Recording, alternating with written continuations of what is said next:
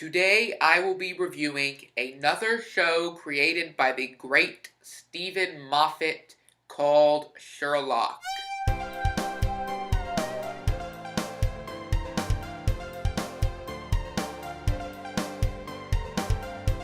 Just like Stephen Moffat's other show, Jekyll, Sherlock takes Sherlock Holmes and brings it into the modern day. Now, unlike Jekyll, Sherlock is not a sequel, but is kind of a retelling of the story. So far, Sherlock has had 2 seasons, and the way it works, each season is split into 3 episodes. And you say, oh, 3 episodes. 3 episodes, that's nothing, 3 episodes. Oh no. Each episode is an hour and a half.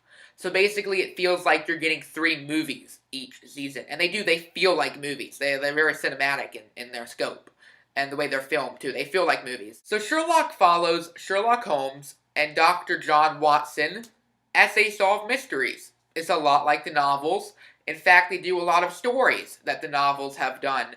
They do the very first one they do is called A Study in Pink. Of course, they changed the title because the original book was called A Study in Scarlet, and it was the first Sherlock Holmes book, and it's actually really good. If you haven't read it, go read it. It's actually really good. They also do, in my opinion, probably the most famous Sherlock Holmes story, the Rinnebuck Fall, in which Sherlock falls to his supposed death. And that was the Season 2 finale, and now we're actually waiting till Season 3, which is coming on, I believe, this fall. I might be wrong, but I believe this fall. And they've done also what I believe is the second most legendary Sherlock Holmes story, The Hounds of Baskerville. You not only have stories that are based on the books, I mean, you have all the characters, too. You have Mrs. Hudson, D.I. Lestrade, Mycroft Holmes, and of course, the legendary Jim Moriarty. Jim Moriarty is Sherlock's arch nemesis. He is Joker to his Batman, Lex Luthor to his Superman. The great thing about Moriarty is that Moriarty is just as smart as Sherlock, if not smarter.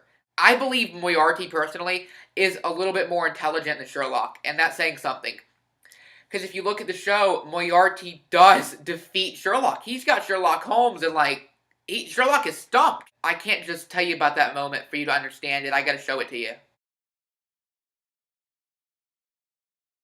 The 2 actors that play Sherlock Holmes and Dr. Watson are Benedict Cumberbatch and Martin Freeman. Now, a while back when this show first started, you'd be saying, who were they? Who's Benedict Cumberbatch and Martin Freeman? But they have become big names now. Like, big names. Benedict Cumberbatch was Khan in Star Trek Into Darkness, and Martin Freeman is Bilbo in the Hobbit movies. One thing this show does, which I really, really love, is when Sherlock walks into the crime scene, and he's like, you see the process in his mind of what he sees, when he sees it, why it's there, what he thinks in his mind. And you see it with words flashing on the screen. And it's very odd and very weird, but it really works for this show, and it's actually really cool. So that's all I've got to say about this show. If you haven't seen it, go check it out. Also, I'm putting a link to the Doctor Who fans Facebook page into the description bar below.